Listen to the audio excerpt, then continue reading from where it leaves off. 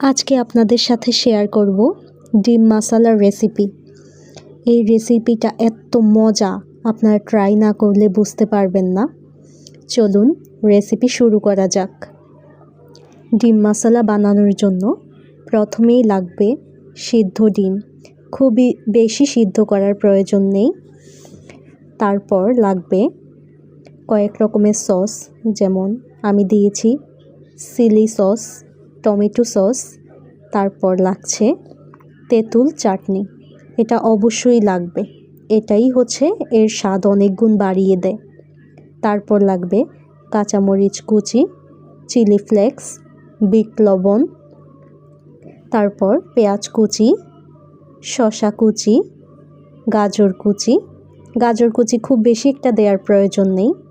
এবার সিদ্ধ করা ডিমগুলো একটি ছুরির সাহায্যে মাঝখান দিয়ে চিড়ে নিব, যেন মশলাগুলো মাঝখানে দেয়া যায়।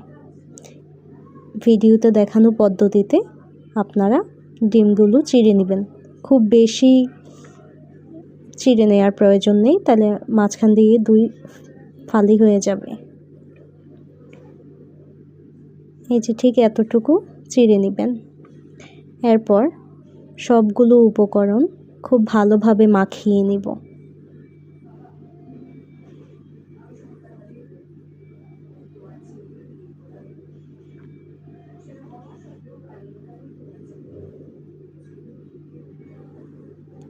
সবগুলো উপকরণ খুব ভালোভাবে মাখিয়ে নেওয়ার পরে এখানে দিয়ে দিব খানিকটা লেবুর রস। তারপর দিয়ে দিব কিছুটা পরিমাণ চিনি, এতে স্বাদ অনেকখানি বেড়ে যাবে। টক ঝাল মিষ্টির দারুণ কম্বিনেশন এই ডিমের রেসিপিতে থাকে। এবার ডিমগুলো মাঝখান দিয়ে ফাঁকা করে মশলাগুলো ভিতরে ঢুকিয়ে দিব। এবার উপর দিয়ে একটু তেঁতুল চাটনি দিয়ে দিব।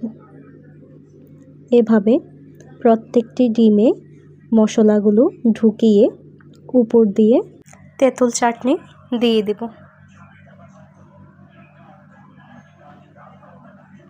ভিডিওটা রেকর্ড করতে করতে আমার আবার খেতে ইচ্ছে করছে, এটা এত মজার। আপনারা অবশ্যই এই রেসিপিটি ট্রাই করবেন আর আমাকে রিভিউ দিবেন।